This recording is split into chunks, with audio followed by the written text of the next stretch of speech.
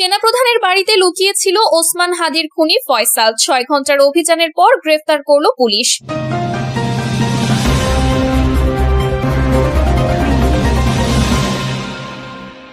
প্রথমেই জানিয়ে দিব, অবশেষে যৌথ বাহিনীর অভিযানে সেনাবাহিনীর হাতে আটক খুনি ফয়সাল।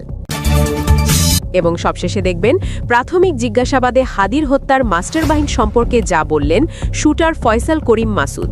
সেনাপ্রধানের বাড়িতে লুকিয়ে ছিল ওসমান হাদির খুনি ফয়সাল। 6 ঘন্টার অভিযানের পর গ্রেফতার করল পুলিশ।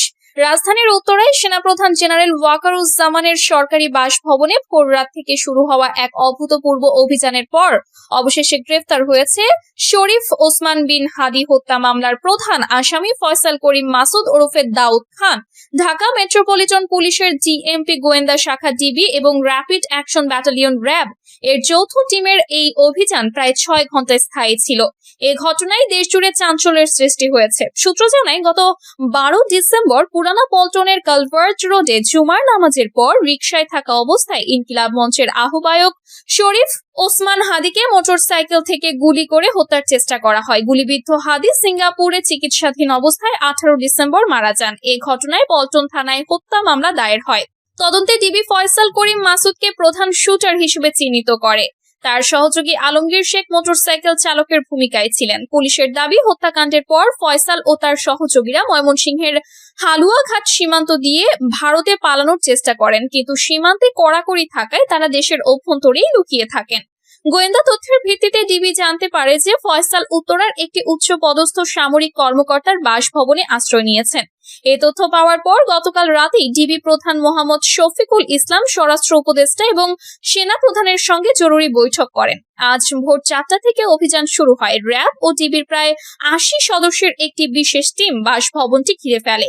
প্রথমে বাইরে থেকে লাউড স্পিকারে আহ্বান জানানো হয় ফয়সালকে আত্মসমর্পণ করার জন্য, কিন্তু ভেতর থেকে কোনো সাড়া না পাওয়ায় টিম ভবনের চারপাশে অবস্থান নেয়। সকাল 5টার দিকে অভিযান তীব্রতর হয়। সিএনজি গ্যাস, টিয়ার গ্যাস এবং ফ্ল্যাশ ব্যাং ব্যবহার করে টিম ভবনের ভেতরে প্রবেশ করে। অভিযানের সময় ভয়ঙ্কর উত্তেজনা দেখা যায়। ফয়সালের সঙ্গে থাকা দুজন সহযোগী প্রতিরোধ গড়ে তোলেন।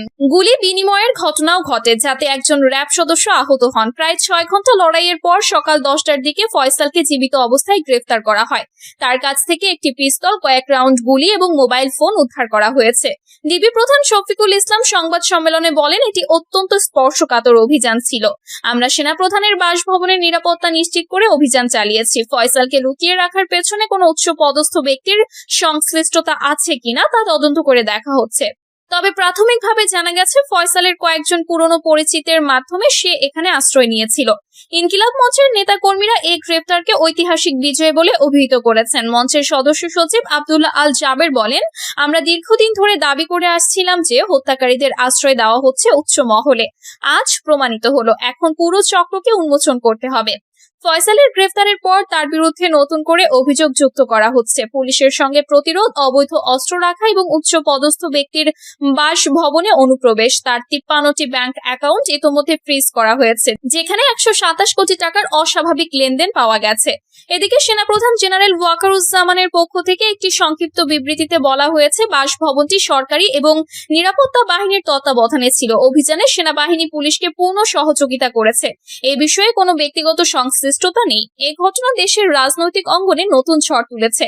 ইনকিলাব মঞ্চ আগামীকাল সারা দেশে বিক্ষোভ কর্মসূচি ঘোষণা করেছে। অন্যদিকে ফয়সালের পরিবার দাবি করেছে যে এটি রাজনৈতিক প্রতিহিংসা। তদন্তকারীরা জানিয়েছেন, ফয়সালকে রিমান্ডে নিয়ে জিজ্ঞাসাবাদ করা হবে। এই অভিযানের মাধ্যমে হাদি হত্যা মামলায় নতুন মোড় এসেছে। দেশবাসী এখন অপেক্ষায় পুরো সত্য কবে বেরিয়ে আসবে।